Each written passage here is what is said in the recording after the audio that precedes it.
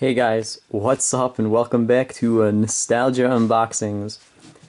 I busted out the Nicol Bolas playmat here because we're opening up Magic the Gathering Mystery Booster. Ages 13 and up.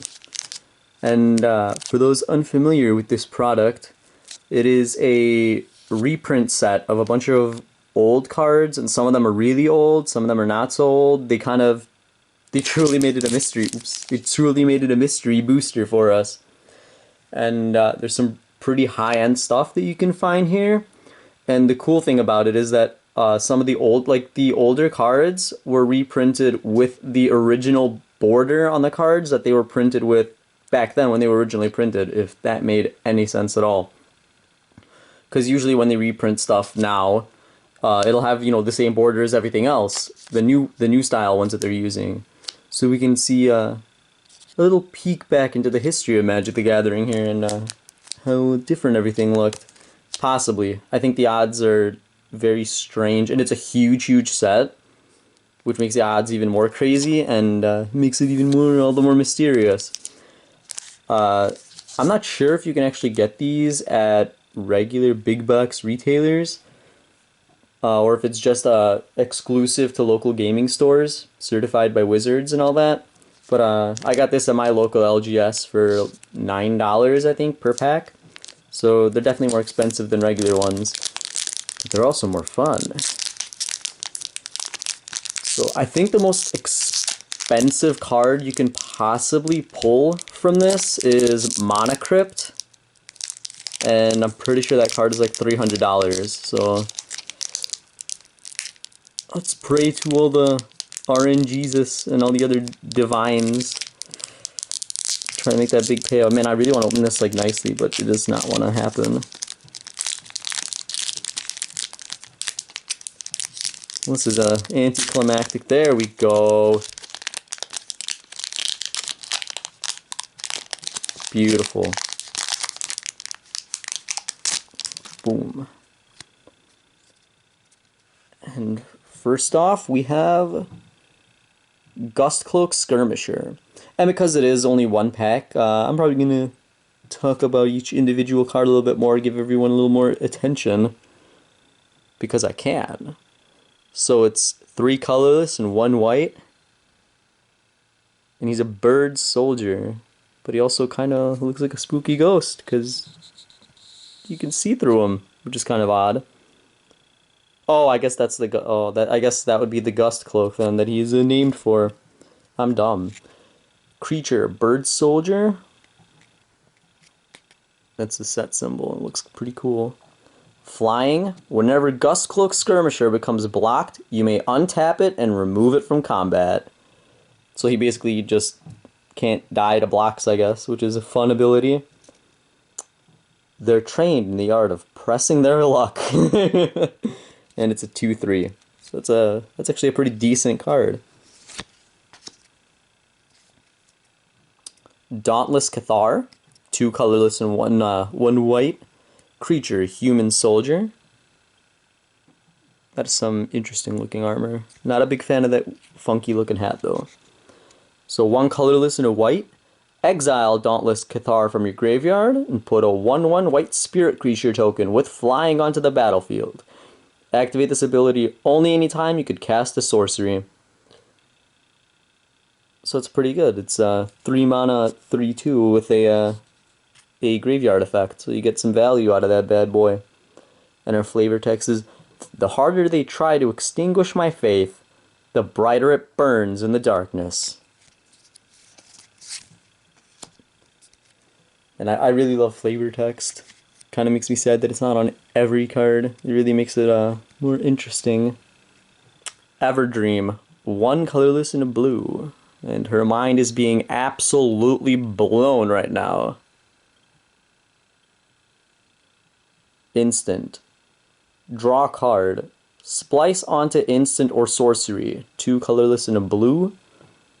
And as you cast an instant or sorcery spell, you may reveal this card from your hand and pay its splice cost. If you do, add this card's effect onto that spell.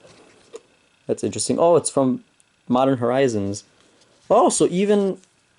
Are all the cards printed? Oh, that's really cool. I didn't notice that. So these are reprints, and usually when a reprint set happens, it has its own set symbol, so you know that like that's where the reprint comes from. But here they're using the original set symbol that the card, each individual card was printed in, I guess. What set would this be then? I don't remember this symbol. But that's really, really cool. I did not expect that. Sorry about that tangent there. So, yeah.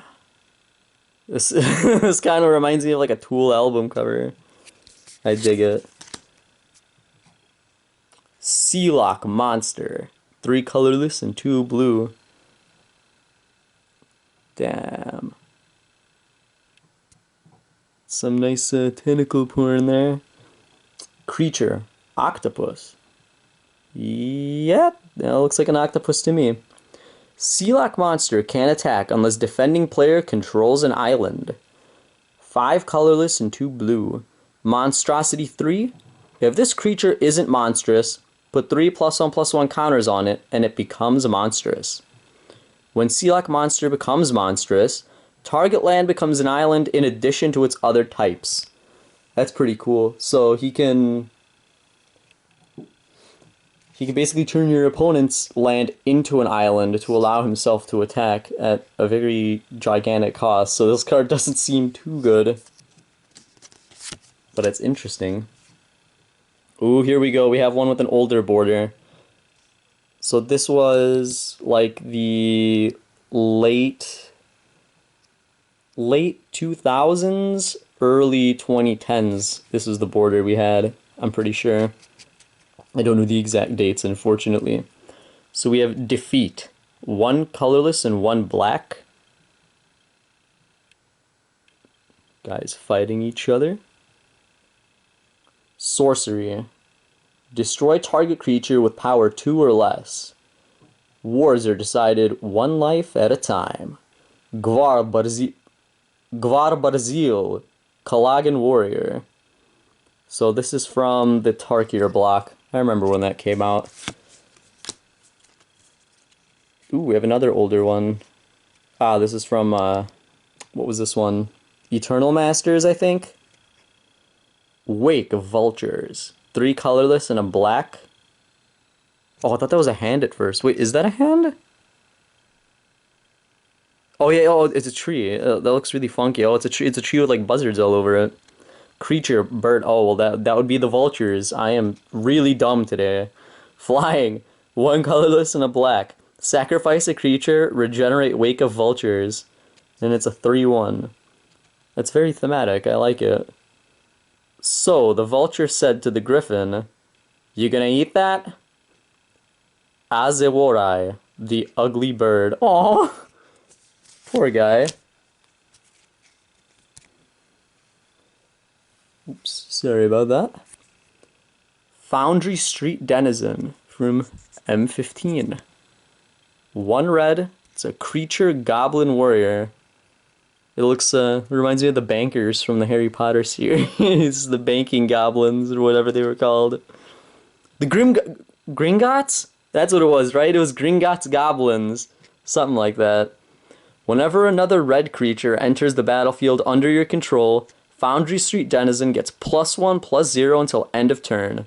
So it fits the red color theme of being a very fast and annoying like Zerg Rush type of color. That's the theme of red usually. After the Foundry Street riot, Arrestor Holbane tried to ban bludgeons, which inevitably resulted in another riot. And he's just a little 1/1. Gonna get these into a nice pile. Wildfire Emissary. 3 colorless and a red. Ooh, I really like that art. That's cool.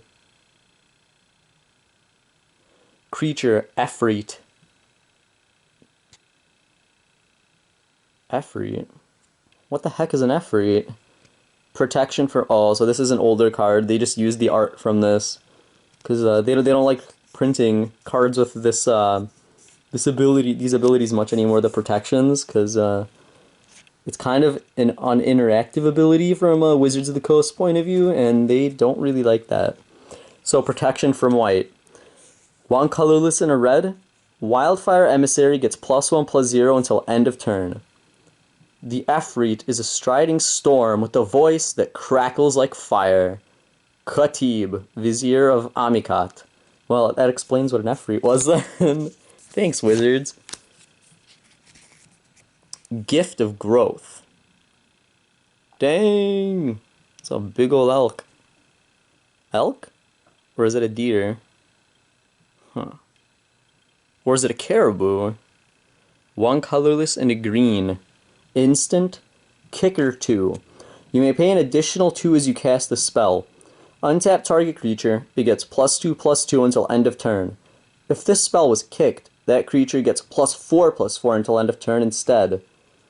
So 4 mana to make something +4/+4 and untapped. Ember Weaver. 2 colorless and a green. Ew. That's a weird looking spider. Looks very like strangely cartoony compared to the rest of Magic's typical art style. Creature Spider. Reach, as should be kind of expected on spider cards. They almost all have that. As long as you control a red permanent, Ember Weaver gets +1/+0 and has first strike. So 3 mana for a 2/3 reach. That can be a 4/3 if you have a red permanent. Not bad.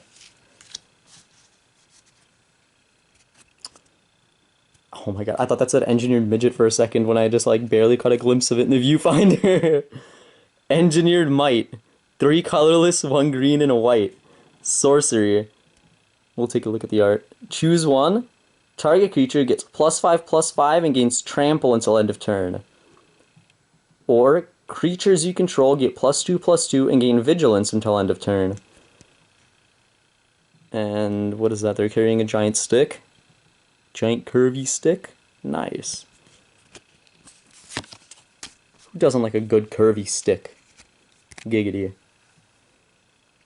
Crozen Verge. Land. It's more of those trees with the fingers. Crozen Verge enters the battlefield tapped. Tap. Add 1 colorless mana. 2 colorless and tap it. Sacrifice Crozen Verge. Search your library for a forest card and a plains card. Put them onto the battlefield tapped, and then shuffle your library. So kind of an inefficient way to ramp up your land. Ooh, this is a very old border now. Bear Cub. 1 colorless and a green. Creature Bear. And I really love the old art. It makes me really, really sad that Magic doesn't tend to have as much like hand-drawn art as it used to, because now everything's all digital. And not that there's anything wrong with digital inherently, but I think a lot of the artists tend to take more shortcuts when they use digital, and it kind of shows in the art. Look at that little pretty bear, and its mama. I couldn't tell you what set that was from, unfortunately. And it's just a basic creature, no effects or anything. Every little cub has its mother's teeth to guard it. And it's a 2/2, and it has the sword and shield that they used to kind of put back in the day in certain sets. I kind of missed that too. What is this? Oh, that's probably how they can tell it's a reprint then. So at least they made some way to differentiate the originals from these ones, the reprints. Ooh, and we have our rare Night Howler. 1 colorless and 2 black. Spooky snake dog thing. Enchantment creature, horror. Yeah, I would agree with the assessment that it is quite horrendous. This is from one of the Theros blocks, I believe, or at least a deck released during Theros, because it is an enchantment creature. And that, I believe that's a keyword, enchantment creature exclusive to that particular set in Plane. Which is pretty cool.